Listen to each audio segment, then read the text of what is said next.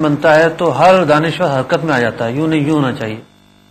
فقہ اسلامی ان قوانین کا مجموعہ ہے جن میں ہزارہا مسائل کو پہلے بیان کر دیا گیا، صحیح، وقوع پذیر ہونے سے پہلے ہی۔ کیا بات ہے۔ فقہ حنفی کی خاص طور پہ یہ خصوصیت ہے۔ اور بعض مسائل ایسے ہیں کہ جس کے قوانین موجود ہیں۔ یہ جو مسئلہ پوچھا گیا، یہ مسئلہ بھی ہمارے فقہاء نے بیان کیا ہے، سبحان اللہ۔ لیکن خاص اس مسئلے پر گفتگو کرنے سے پہلے یہ عرض کروں کہ یہاں دو طرح کے معاملات ہیں۔ بعض معاہدے ایسے ہوتے ہیں کہ جس میں نقصان نہیں ہوتا لیکن مارکیٹ چڑھ رہی ہوتی۔ مثال کے طور پر کرائے پہ گھر لیا اور اس وقت وہ گھر جو ہے وہ مثال کے طور پر 5,000 روپے کرایہ چل رہا تھا، 6 مہینے کے بعد 6,000 روپے کرایہ ہو گیا۔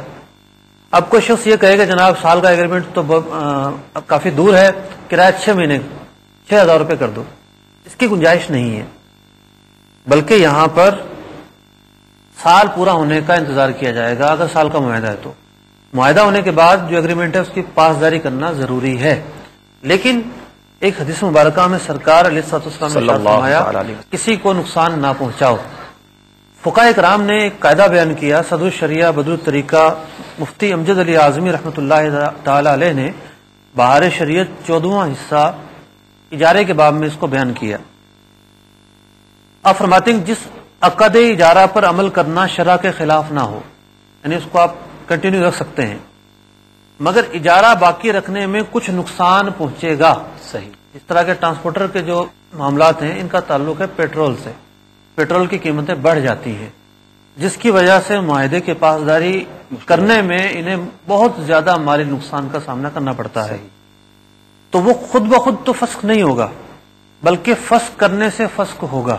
اب اس کی دو صورتیں ہیں، اگر عذر ظاہر ہوگا، بس مطلب دو صورتیں ہیں، کہیں عذر ظاہر ہوگا کہیں حالت مشتبہ ہوگی۔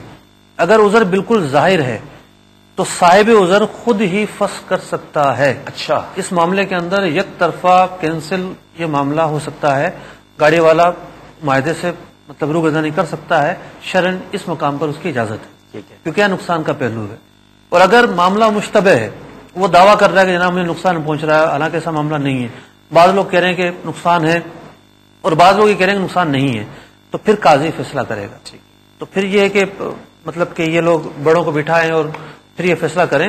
لیکن اگر نقصان ظاہر ہے، جیسا کہ آج کل ہم دیکھ رہے ہیں کہ ڈیزل کی قیمتیں جو ہے وہ 2-3 مہینوں کے بعد جو ہے بہت زیادہ بڑھ جاتی ہیں، صحیح ہے، تو یہاں پر جو ہے وہ جسے نقصان پہنچ رہا ہے وہ یک طرفہ اپنا جو اجارہ کا معاہدہ ہے وہ کینسل کر سکتا ہے۔ ماشاءاللہ امید ہے کہ ہمارے ٹرانسپورٹر اسلامی بھائی اور دیگر کاروبار کرنے والوں کے لیے بھی رہنمائی کے مدنی پھول میری ہوگی۔ میرے مفتی صاحب یہ اس کے ساتھ ایک سوال اب یہ ذہن میں آ رہا تھا کہ ٹرانسپورٹروں کے بارے میں ہم ڈسکشنز کر رہے ہیں، پچھلے سلسلے میں بھی بات ہوئی، اس سلسلے میں بات ہوئی، اور ایسا محسوس ہوتا ہے کہ اس شعبے پر بھی بہت سارے ایسے مسائل ہیں جس کا سیکھنا ضروری ہے۔ ٹرک ڈرائیور کے لیے الگ کچھ مسائل جاننا ہوں گے، ٹرانسپورٹر کمپنی کے لیے جو اس کا مالک ہے اس کو جاننا ہوں گے، پھر جو تیسرا وہ شخص جو اپنا مال ٹرانسپورٹ کے لیے دیتا ہے، تو باقاعدہ یہ تو ایک شعبہ ہو گیا، ایک علم ہو گیا۔ تو اس طرح کے لوگ جو اس طرح کاروبار کرتے ہیں وہ اگر اس کے حلال و حرام کے مسائل سیکھنا چاہیں تو ان کو کیا کرنا چاہیے؟ سب سے پہلے تو اپنا ذہن بنانا چاہیے کہ ہمیں حلال و حرام کی تمیز کرنی ہے۔ ایک حدیث پاک میں سرکار دو عالم صلی اللہ علیہ وسلم نے ارشاد فرمایا، ان الحلال بین ان الحرام بین بینہما امور مشتبہات۔ حلال واضح ہے، حرام واضح ہے، اور ان دونوں کے درمیان بعض چیزیں مشتبہ ہیں جن کی حلت و حرمت واضح نہیں ہے۔ تو دیکھیے کہ کوئی بھی شبہ ہو، بعض چیزیں تو ایسی ہوتی ہیں کہ ہر آدمی سمجھ رہا ہوتا ہے یہ غلط ہے، مثلا دھوکہ ہو، جھوٹ ہو، فریب ہو، غبن ہو، یہ ظلم ہو، یہ ساری چیزیں ایسی ہیں کہ بندے پر واضح ہوتی ہیں۔ صرف اس کی سوچ اگر صحیح بن جائے، آخرت کی سوچ بن جائے، قبر کے عذاب سے بچنے کی سوچ بن جائے، تو پھر خود بخود وہ ان چیزوں سے بچنا شروع کر دیتا ہے، اسے کوئی کسی اور کی موٹیویشن کرنے کی ضرورت نہیں ہوتی۔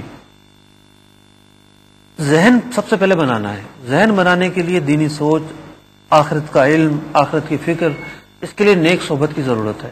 دعوت اسلامی کا یہ مدنی ماحول نیک صحبت فراہم کرتا ہے، آخرت کی فکر فراہم کرتا ہے۔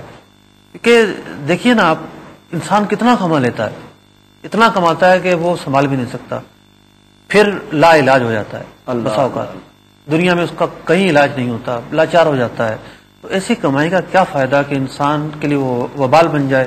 ہم تو دنیا میں دیکھ سکتے ہیں لیکن آخرت میں کیا ہوگا یہ اللہ جانتا ہے. تو اگر اعمال برے ہیں تو اس کے بارے میں یہی ہے کہ انجام بھی برا ہونے کا اندیشہ ہے.